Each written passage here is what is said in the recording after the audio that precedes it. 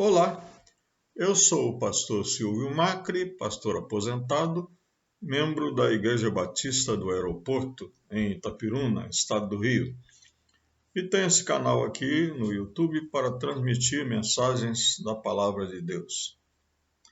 Nós estaremos, melhor dizendo, terminando hoje uma série de mensagens com o título Lições de um Cego, que são baseadas no capítulo 9 do Evangelho de João, que é a narrativa da cura de um cego de nascença.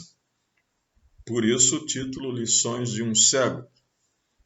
Nas duas primeiras oportunidades anteriores, imediatamente anteriores a esta, nós falamos de 6 lições que esse cego nos traz. Hoje nós vamos trazer mais 4 lições. Então vamos ler o último trecho desse capítulo 9 de João, que vai do versículo 35 até o 41. Diz assim a palavra de Deus: Quando Jesus soube do que havia acontecido, procurou o homem e lhe disse: Você crê no Filho do Homem? Quem é ele, Senhor? Perguntou o homem. Eu quero crer nele. Jesus respondeu: Você o viu e ele está falando com você. Sim, Senhor, eu creio, declarou o homem e adorou a Jesus.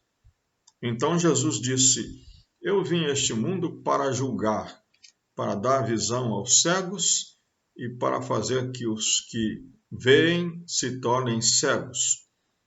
Alguns fariseus que estavam por perto o ouviram e perguntaram: Você está dizendo que nós somos cegos?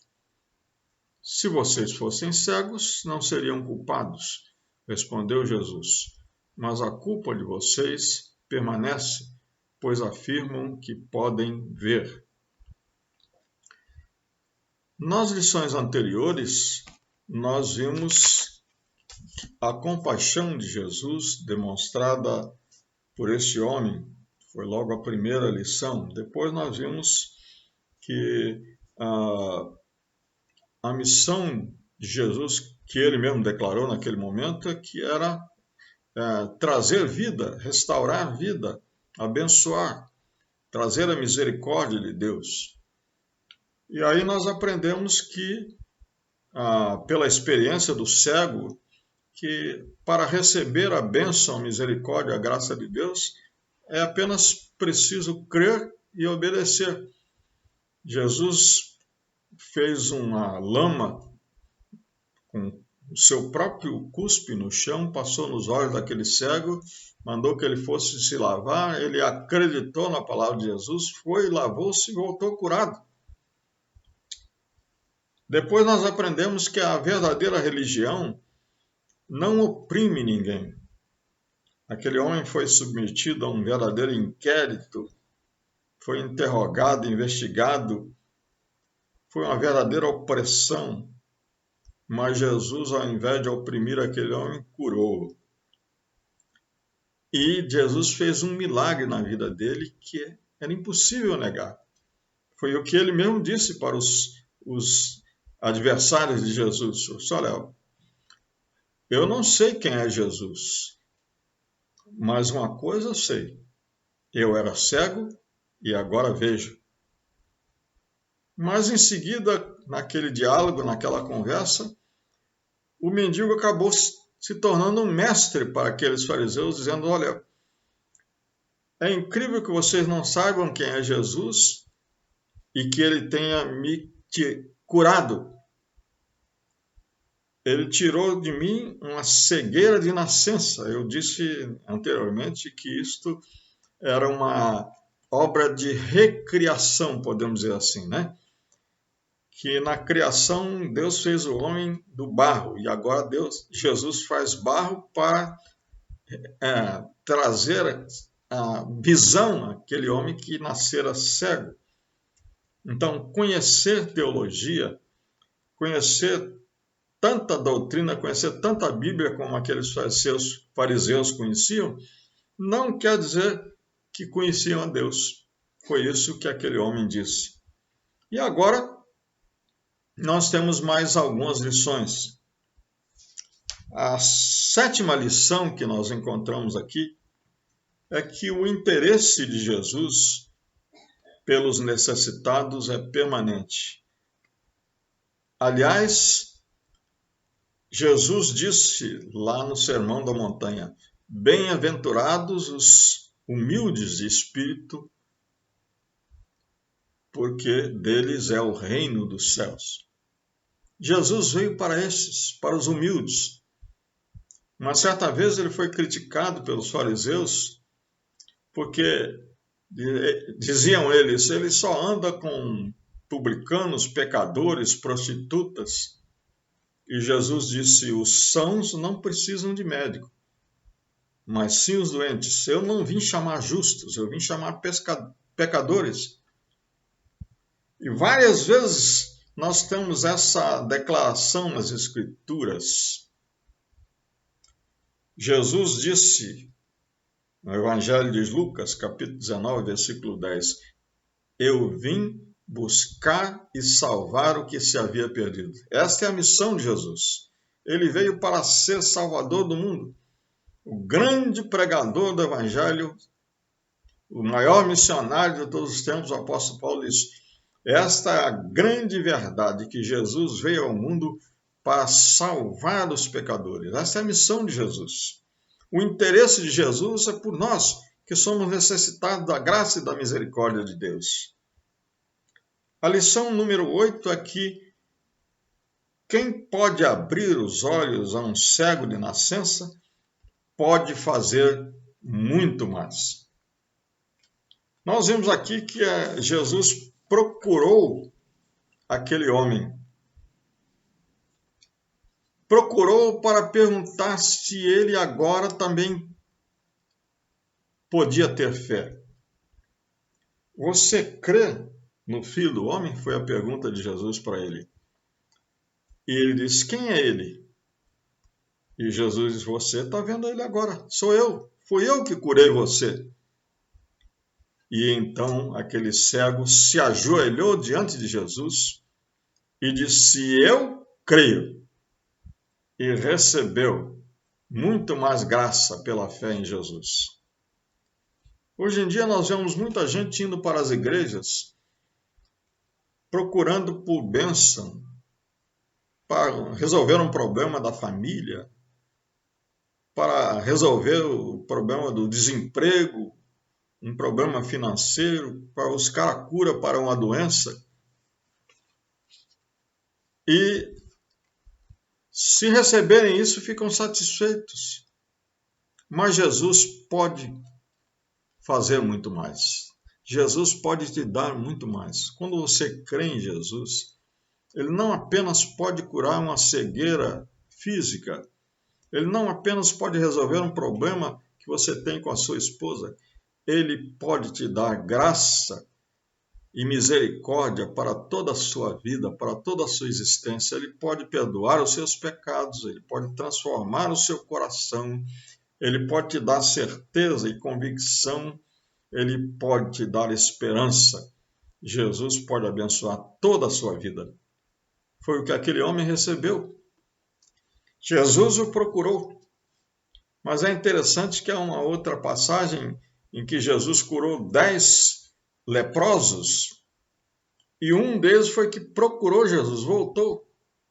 Certamente ele pensou, bom, se esse Jesus pode curar a minha lepra, ele pode fazer muito mais.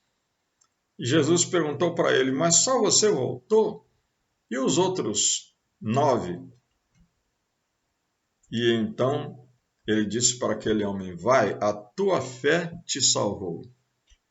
Aquele único leproso foi o único que foi abençoado com muito mais graça, com a salvação da sua alma, com a transformação não somente física, mas espiritual.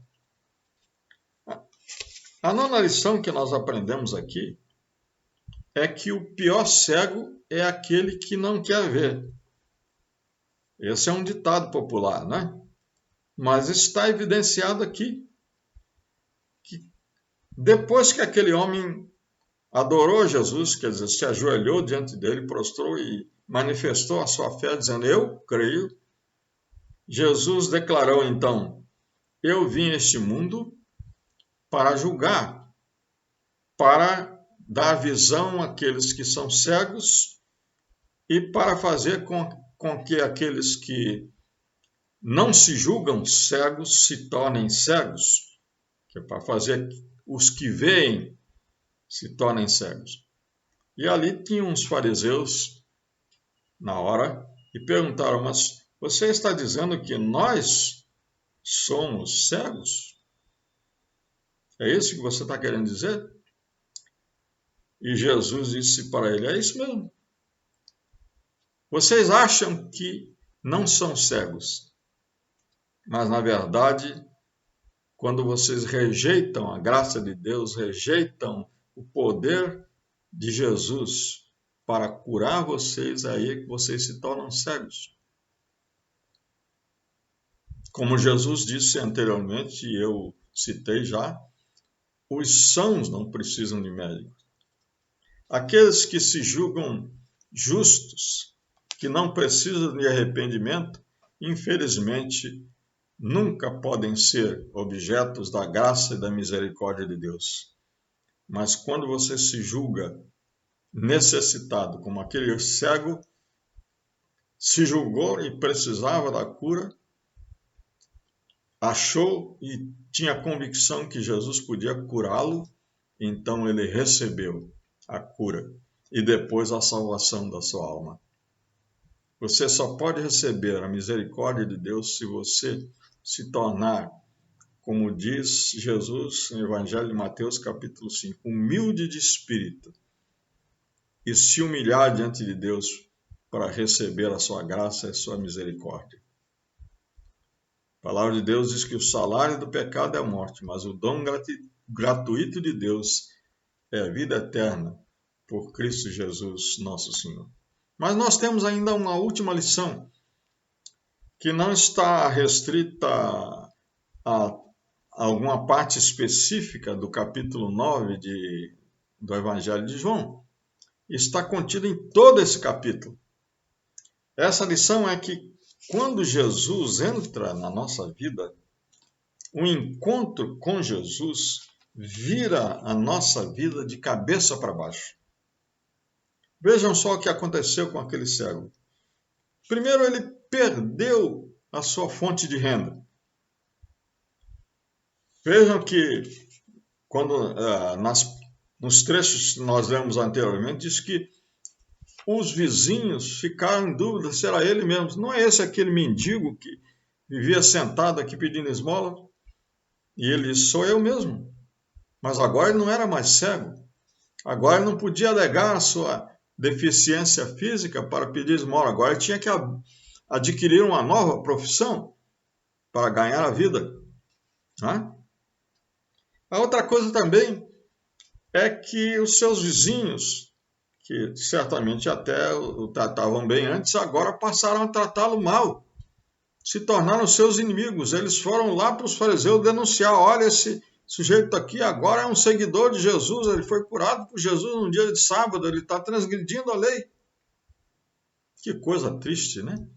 Vizinhos irem contra você, mas é isso mesmo. Isso pode acontecer quando você tem um encontro com Jesus. Terceira coisa é que os próprios pais dele se tornaram indiferentes a ele. Aqueles fariseus foram lá perguntar: mas esse é seu filho mesmo? Ele nasceu cego mesmo?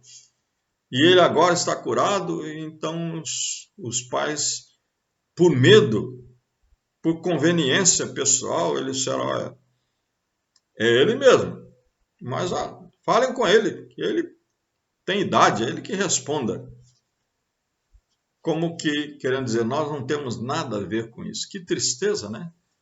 Os pais se tornarem indiferentes, não se envolverem mais com aquele filho, né? A outra coisa que nós vemos aqui também nessa passagem é que aquele cego se tornou vítima de uma inquisição, de um verdadeiro inquérito policial. Aqueles líderes religiosos foram investigar com os vizinhos, foram investigar com os pais e inquiriram aquele homem 2 vezes, insistindo com ele, inclusive insistindo para que ele declarasse que Jesus era pecador. Que tristeza, né? E o cego disse, olha, se ele é pecador, não sei, mas eu era cego e agora vejo. Não é? E por fim, eles o expulsaram da sinagoga. Se agora você é seguidor de Jesus, então você não tem mais parte conosco. Que tristeza, né? Tudo isso aconteceu porque ele teve um encontro maravilhoso com Jesus. Ele foi curado da sua cegueira e foi salvo do seu pecado. No capítulo 3 do evangelho, desse mesmo evangelho de João, nós temos a seguinte passagem. Ele diz assim: não há condenação alguma para quem crê nele, quer dizer, para quem crê em Jesus. Mas quem não crê nele já está condenado por não crer no Filho único de Deus. E a condenação se baseia nisto. A luz de Deus veio ao mundo, mas as pessoas amaram mais as trevas, a escuridão, do que a luz, porque seus atos eram maus. Quem pratica o mal odeia a luz e não se aproxima dela, pois teme que os seus pecados sejam expostos.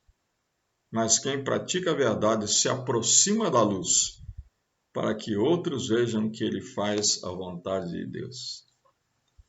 Nós já citamos anteriormente que no versículo 12 do capítulo 8, Jesus disse: eu sou a luz do mundo.